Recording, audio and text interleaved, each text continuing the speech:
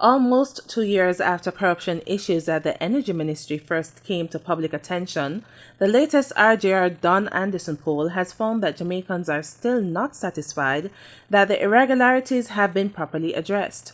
Former Energy Minister Dr. Andrew Wheatley resigned in July 2018 as calls mounted for him to go in the wake of several allegations of corruption and mismanagement at Petrojam and National Energy Solutions Limited, which fall under the ministry.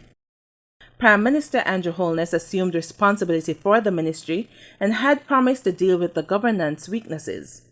Since then, Favour Williams has been appointed Energy Minister and changes have been made to the management of both agencies. However, pollster Don Anderson says 52% of Jamaicans believe enough has not been done to address the corruption issues.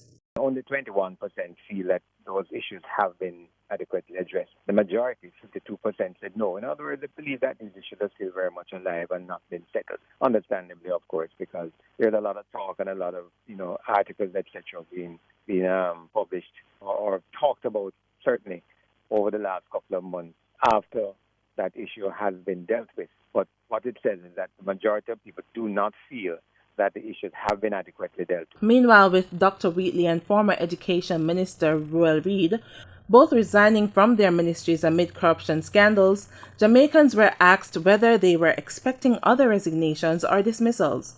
Mr. Anderson says most are not. This is a very interesting question. It was simply asked when they talked in terms of whether people feel there's more corruption to be unearthed. 18% of the persons we interviewed said they believe that other government ministers should be dismissed. Of course, we never established or wanted to establish who these persons were, and we wouldn't have covered that.